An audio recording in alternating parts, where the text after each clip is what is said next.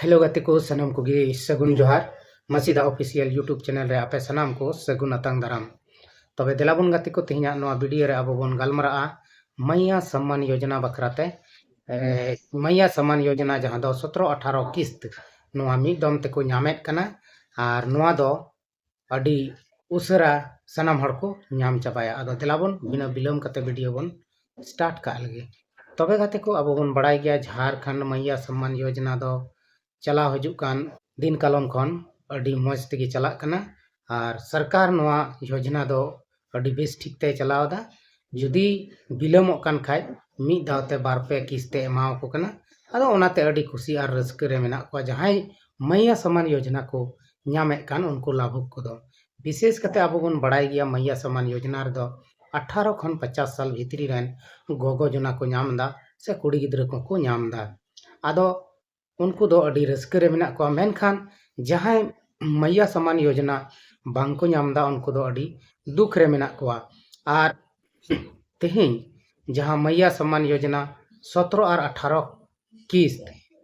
बाको ᱧाम का तहन अडी दिन खन उनको दो अडी हुदिस चिंता रे को तहे कना मेनखान चलावेन 1 तारीख से 28 तारीख खन गे नोआ पैसा दो प्रत्येक जिला रे सनाम हड़ को ᱧाम को एहब केदा नित हबीते होई दाड़ेया पासे ओका को जिला रे बाको ᱧाम का मेनखान अडी लगन गे नोआ पैसा दो उनको अकाउंट रे 12 महीना रिया मी मत रे चला कना 5000 टका आदो अडी रस्क रिया खबर कना नोआ दो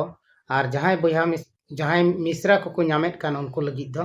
और जहां मिश्रा से जहां गोगो को बाको ᱧामेत कान उनको लगी दो अडी दुख रिया कथा कना एनते उनको दो अकय को दो फॉर्म पेरेज कते कैंसिल एन तकवा अकय को दो फॉर्म गे बाको पेरेज दाड़ेव कावदा नुंका आयमा ढेर गोगो हड़ मेना कोआ जहां दो नितो फॉर्म पेरेज लगी ब्लॉक से सीओ ऑफिस चक्कर को लगावेत कना मेनखान नित हबीते नोआ मैया सम्मान योजना रिया जहां पोर्टल कना जहां को अपलोड तहना फॉर्म को उना दो बंदो गया नितो दो औरी चलुआ और तीसो चलुआ से बांग चलुआ नोआ दो ना अब दाराय कान वीडियो करे बन बड़ाय ᱧᱟᱢᱟ आदो ओनाते जहां नोआ चैनल बापे सब्सक्राइब का तबन खाय मसीदा ऑफिशियल यूट्यूब चैनल सब्सक्राइब कते दोहाय तबन पे सीधा नोआ रे दो आयमा लकना खबर को वीडियो से नवा नवा अपडेट वीडियो अगुए तबना आदो तेहिं नोआ मैया सम्मान योजना ते आयमा हड़ अडी नपाय घरन चला कान तको और आयमा हड़ा घरन दो जहां बाको ᱧामदा उनको दो अडी मुश्किल से उनको दो अडी दुख चिंता भावना रे मेना आका को आदो तेहिं अबोरेन हेमंत सरकार झारखंड रेन मुख्यमंत्री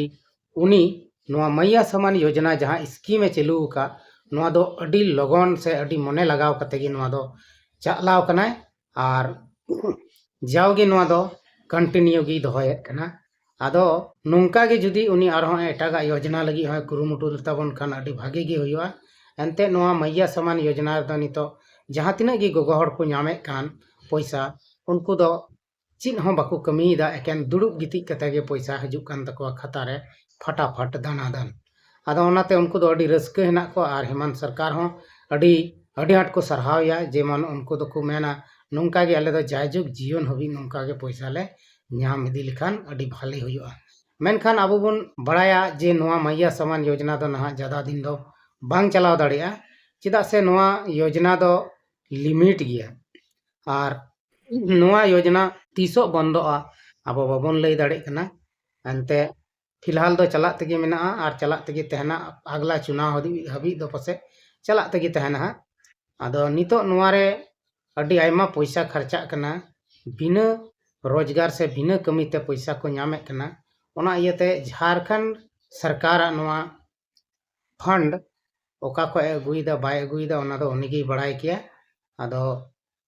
भाले गया जहां को ᱧामे उनको दो अडी रस्क रे और जहां बाको ᱧामे उनको दो अडी दुख से चिंता भावना रे मेना को आदो तिहिं अडी रस्क रिया दिन कान तबना एनते उनको गोगो हड़ लगी दो जहां दो पैसा को ᱧाम किदा मिदम ते 5000 और मिटंग नोंका लेकाते 5000 ते जहाना घरन रे लटू ᱧᱚᱜ कमी होयो तकोआ आदो अडी भागी अडी रस्क और नोंका गे नोआ योजना रिया पैसा हमेशा ᱧाम तेगी को तहनमा नोआ गे इᱧ हो आस और भरोसा मेना मा तबे एंडे खान तिहिङा नोआ खबर बड़ाई कते आपे ची लेका पे बुझाव किदा जहां को बापे बड़ाया से जहां को बांग हेज कान तपेया पैसा उनको को तीना मुश्किल से तीना दुख रे हेना पेया कमेंट बॉक्स रे जरूर पे लई तबना तेहना वीडियो दो नड़े गिन मुचे तबना मा तबे अड़े खाय मुचे जोहार।